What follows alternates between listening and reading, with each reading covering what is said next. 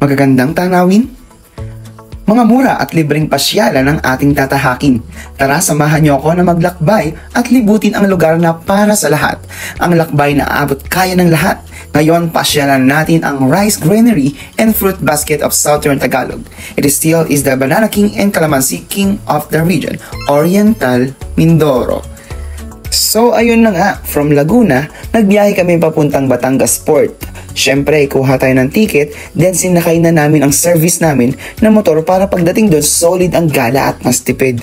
Bali, first time ko nga pala ma-experience to na maisakay ang motor namin, kaya unforgettable talaga ang pagsakay namin dito papuntang Calapan.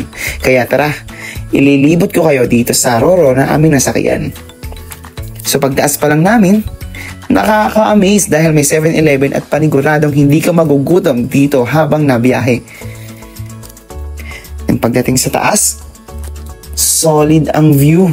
Makikita mo ang araw na napakaganda. Syempre, habang ini-enjoy natin ang pagsakay dito, alright, mirror check! Solid! Ang ganda-ganda ng banyo nila, di ba? So yun na nga, bumiyahe kami na for almost 6 to 7 hours papuntang Calapan. So bali dito nga pala, share ko lang, na-late kami ng trip. Bali ang kasakyan talaga namin ay Puerto Galera. At sadly, hindi namin naabutan dahil hanggang tanghali lang ang biyahe papuntang Puerto Galera. But still, yung pagsakay namin dito papuntang Calapan is the best. So ayan, chill muna tayo dahil medyo mahaba talaga ang oras at madami kami na-consume na pagkain. And now, ayan na, lumako na ang Roro natin sa port ng Calapan.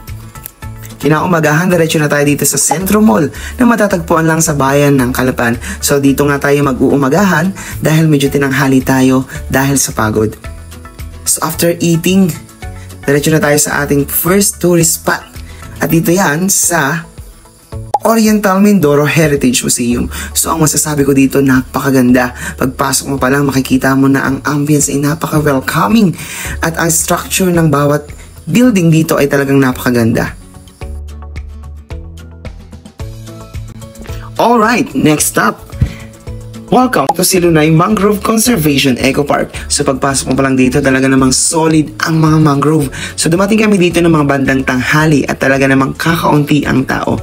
So halos na solo namin ang lugar na ito. So naglakad-lakad kami for almost 20 minutes and madaming mga trivia about sa mga birds or animals na nanirahan dito sa mangrove.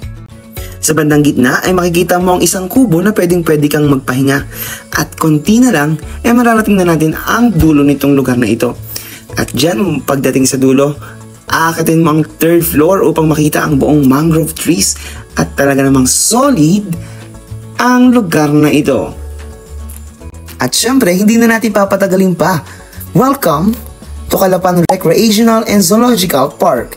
So dito pagpasok mo pa lang, isa din talaga sa nakaka-amaze dito ay napakalawak at napakadaming mga hayop na matatagpuan mo dito ng malapitan.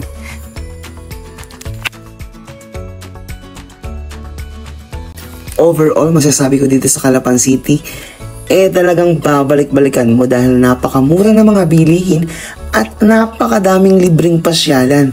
Kaya ikaw, sinasabi ko sa iyo, pumunta ka na dito dahil mura lang ang iyong kakasusin. At tanong ko sa iyo, nakailang solid na words ang nabanggit ko dito sa vlog na ito. So ngayon, hanggang dito na lang muna and see you on my next gala. Bye!